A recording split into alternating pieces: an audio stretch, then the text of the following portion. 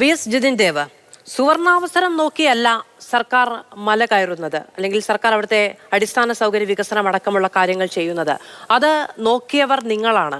അത് നിങ്ങൾ പറയുകയും ചെയ്തു, അത് വലിയ തോതിൽ ചർച്ചയാവുകയും ചെയ്തു എന്നുള്ളതാണ് CPM ഉന്നയിച്ച വിമർശനം. ഈ ബദൽ വിശ്വാസ സംഗമം കൊണ്ട് നിങ്ങൾ ലക്ഷ്യമിടുന്നത് എന്താണ്? നിങ്ങൾ ആരെയൊക്കെയാണ് അതിൽ സംഗമിപ്പിക്കാൻ ഉദ്ദേശിക്കുന്നത്? ഏതൊക്കെ മേഖലകളിൽ നിന്ന് ആളുകളെ ക്ഷണിച്ചു വരുത്താനാണ് ഉദ്ദേശിക്കുന്നത്?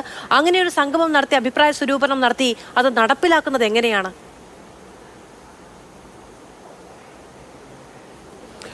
ഇവിടെ അഡ്വക്കേറ്റ് അനിൽകുമാർ ശബരിമലയുടെ വികസനത്തെ സംബന്ധിച്ചുള്ള അദ്ദേഹത്തിന്റെ ആശങ്കകൾ പങ്കുവയ്ക്കുന്നുണ്ട്.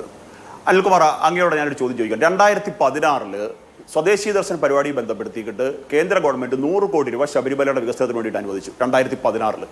പക്ഷേ ആ 2016 അനുവദിച്ച പൈസ നിങ്ങൾ 1 രൂപ പോലും ചെലവഴിക്കാതെ ലാപ്സാക്കി കളഞ്ഞു എന്നുള്ള വിവരാവകാശ രേഖ എൻ്റെ അടുത്തുണ്ട്. 2022 വരെ നിങ്ങൾ വനഭൂമിയും ദേവസ്വം ഭൂമിയും തിരിച്ചറിയാൻ പറ്റുന്ന തർക്കമായിട്ട് നിങ്ങളിത് കൊണ്ടുപോയി. അവസാനം ഹൈക്കോടതി കമ്മീഷൻ വെച്ച്, SC കുറിപ്പ് കമ്മീഷൻ വെച്ചിട്ട് ഇത് രണ്ടായിട്ട് തരം തിരിച്ച് അളന്ന് തിട്ടപ്പെടുത്തി നടത്തി 2023.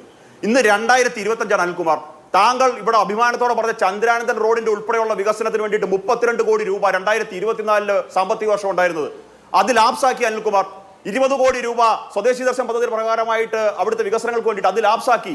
ഈ സാമ്പത്തിക വർഷം 2024 സാമ്പത്തിക വർഷം 53 കോടി രൂപ ശബരിമലയിൽ ലാപ്സാക്കിയ ഗവൺമെന്റാണ് ശ്രീ അനിൽകുമാർ, നിങ്ങളുടെ ഗവൺമെന്റ്. അപ്പോഴാണ് നിങ്ങൾ പറയുന്ന ശബരിമലയുടെ വികസനവും അയ്യപ്പന്മാരുടെ ക്ഷേമത്തിന് വേണ്ടിയിട്ട് നിങ്ങൾ ഈ പറഞ്ഞ പരിപാടി സംഘടിപ്പിക്കുകയാണെന്ന് ഞങ്ങൾ വിശ്വസിക്കേണ്ടത്, ജനങ്ങൾ വിശ്വസിക്കേണ്ടത്. നിങ്ങൾ കാണിക്കുന്നത് ഉടായിപ്പാണ് അനിൽകുമാർ. ലോക കേരള സഭ ഉടായിപ്പാണെന്ന് പറഞ്ഞപ്പോൾ നിങ്ങൾക്ക് വലിയ കോപം ഉണ്ടായപ്പോൾ ലോക കേരള സഭയായിട്ട് ബന്ധപ്പെട്ട് ഈ നാട്ടിൽ നടപ്പിലാക്കിയ ഏതെങ്കിലും ഒരു പ്രൊജക്ട് നിങ്ങൾക്ക് നടപ്പിലാക്കാൻ പറ്റുമോ? നിങ്ങൾ കേരള ഡെവലപ്മെന്റ് ഫണ്ട് എന്ന് പറഞ്ഞിട്ട് ഒരു ഫണ്ട് ഉണ്ടാക്കിയില്ലേ? ഏതെങ്കിലും പ്രവാസികൾക്ക് ഇൻവെസ്റ്റ് ചെയ്തോ? നിങ്ങൾ കേരള NRIയുടെ SHG ഗ്രൂപ്പ് ഉണ്ടാക്കി. അതാണോ വലിയ ഇൻവെസ്റ്റ്മെന്റ്? അല്ലെങ്കിൽ അതാണോ വലിയ ലോക കേരള സഭയുടെ ഇൻവെസ്റ്റ്മെന്റ്? അതുകൊണ്ട് ഇതൊന്നും പറഞ്ഞ് ആരെ പേടിപ്പിക്കരുത്. പിന്നെ നിങ്ങളുടെ നിലവാര വളപ്പ്, നിങ്ങളുടെ നിലവാരത്തിലേക്ക് താഴാൻ ഞങ്ങൾ ആരും ഉദ്ദേശിച്ചിട്ടില്ല അനിൽകുമാർ. 2012 ആ നിലവാരം ഉപേക്ഷിച്ചവനാണ് ഞാൻ. അതുകൊണ്ട് നിങ്ങളുടെ നിലവാരത്തിലേക്ക്, കമ്മ്യൂണിസ്റ്റ് രാജകുടുംബത്തിന്റെ നിലവാരത്തിലേക്ക് താഴാനായിട്ട് നിയമിച്ചില്ല. അതുകൊണ്ട് അനിൽകുമാർ തമ്പുരാൻ ക്ഷമിക്കണം, അങ്ങയുടെ നിലവാരത്തിലേക്ക് ഉയരാൻ സാധിക്കാത്തതുണ്ട്. അതുകൊണ്ട് നിങ്ങൾ കാണിക്കുന്ന ഉടായ്പാണ് അനിൽകുമാർ.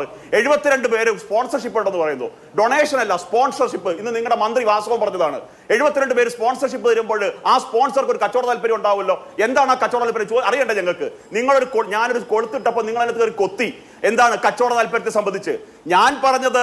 റവന്യൂവിന്റെ നിയമവശങ്ങളെ പറഞ്ഞ റവന്യൂവിന്റെ അധികാരങ്ങളെ മറികടന്ന് നിങ്ങൾക്ക് സ്ഥാപിക്കാനുള്ള സിംഗിൾ വീട് അല്ല, റവന്യൂ ഭൂമിയെ പറ്റിയിട്ടല്ല, റവന്യൂവിനെ സൈഡാക്കി പോകാൻ. ഉദാഹരണം പറഞ്ഞുതരാം. എന്തേ അഹമ്മദ് ദേവർഗോവിലിന്റെ കയ്യിലിരുന്ന മറ്റേ തുറമുഖ വകുപ്പ് കടന്നപ്പള്ളി മന്ത്രിയായപ്പോൾ കൊടുക്കാൻ എന്തേ വാസവന് കൊടുത്തത്? അപ്പൊ അതുകൊണ്ട് കൂടുതൽ ഇത്തരത്തിൽ നിലവാരം ചർച്ച വന്നിരിക്കുന്നവരുടെ നിലവാരവും അവരുടെ എന്താ പറയുക ഇതൊന്നും പരിശോധിക്കാനിരിക്കണം. നിങ്ങൾ കാര്യത്തിലേക്ക് വരണം അനിൽകുമാർ. ഞങ്ങളിവിടെ സംഘടിപ്പിക്കുന്ന മധുവിന്റെ ചോദ്യം, ഞങ്ങളിവിടെ സംഘടിപ്പിക്കുന്ന വിശ്വാസികളുടെ സംഘമാണ്. ഞങ്ങളല്ല ശബരിമല കർമ്മസമിതിയും ഹിന്ദു ഐക്യവേദിയുമാണ് പരിപാടി സംഘടിപ്പിക്കുന്നത്. ആ പരിപാടി എന്ന് പറഞ്ഞാൽ വിശ്വാസികളുടെ സംഗമമാണ്. ആ വിശ്വാസ സംഗമത്തിൽ ഞങ്ങൾക്ക് പറയാനുള്ള കാര്യങ്ങൾ ഞങ്ങൾ പറയും. ആക്ഷൻ പ്ലാനിനെ സംബന്ധിച്ച്, മാസ്റ്റർ പ്ലാനിനെ സംബന്ധിച്ച് ഞങ്ങൾക്ക് പറയാനുള്ള കാര്യങ്ങൾ ഞങ്ങൾ പറയും. എന്നെങ്കിലും ഒരു കാലത്ത് ഈ ശബരിമലയിലേക്ക് ഈ പദ്ധതികൾ നടപ്പിലാക്കാൻ പറ്റുന്ന ഒരു കപ്പാസിറ്റിയിലേക്ക് ഭാരതീയ ജനതാ പാർട്ടി കേരളത്തിൽ വരുമ്പോൾ ഞങ്ങൾ അതെല്ലാം ഇംപ്ലിമെന്റ് ചെയ്യും. ശബരിമലയുടെ വിശ്വാസം സംരക്ഷിക്കാൻ ആവശ്യമായ കാര്യങ്ങൾ ഞങ്ങൾ ചെയ്യും. ആഗോള തീർത്ഥാടന കേന്ദ്രമാക്കി ശബരിമല ക്ഷേത്രത്തെ ഞങ്ങൾ മാറ്റും. അതൊരു പ്രതിഷേധ യോഗം എന്ന നിലയ്ക്കാണ് നിങ്ങൾ സംഘടിപ്പിക്കാൻ ഉദ്ദേശിക്കുന്നത് എന്നാണ് മനസ്സിലാകുന്നത്. പ്രതിഷേധ യോഗമല്ല മാധു, പ്രതിഷേധ യോഗമല്ല മാധു, അങ്ങനെ പോകല്ലേ മാധു. പ്രതിഷേധ യോഗമല്ല മാധു, അത് വിശ്വാസി സംഘമാണ്, യഥാർത്ഥ വിശ്വാസികളുടെ സംഗമം. ഇവര് വിളിച്ചു കൂട്ടുന്ന കച്ചവടക്കാരുടെ സംഗമമല്ല, ശബരിമല വിശ്വസിച്ച് യഥാർത്ഥ വിശ്വാസികളുടെ സംഗമം. അതായത് നോമ്പെടുത്ത് മാലയിട്ട് പമ്പാ ഗണപതിയെ തൊഴുത് നീലിമലയും കരിമലയും കടന്ന് അപ്പാച്ചിമേടും കടന്ന് 18 പടി ചവിട്ടി അവിടെ അയ്യന്റെ മുമ്പിൽ ചെന്ന് നിന്നിട്ട് തൊഴുത്. ആ സമയത്തൊക്കെ ദേവസ്വം ബോർഡ് ഗാർഡ് ഒന്ന് പിടിച്ചു മാറ്റും. എങ്കിലും അവിടെ ഒരു നോക്ക് തൊഴുത് എന്റെ ഭഗവാനെ, എന്റെ അയ്യപ്പ സ്വാമിയെ എന്ന് വിളിക്കുമ്പോൾ ആശ്വാസം കിട്ടുന്ന പണക്കാരൻ മുതൽ പാവപ്പെട്ടവൻ വരെ ഉണ്ട്. അവരുടെ സംഗമമാണ് അവിടെ കർമ്മസമിതി സംഘടിപ്പിക്കാൻ പോകുന്നത്. അതുകൊണ്ട് അനിൽകുമാർ, അതുകൊണ്ട് അങ്ങയുടെ തമ്പുരാനോടൊന്ന് പറയണം, ഇങ്ങനെ ശബരിമലയും നാട്ടിലെ വിശ്വാസികളെ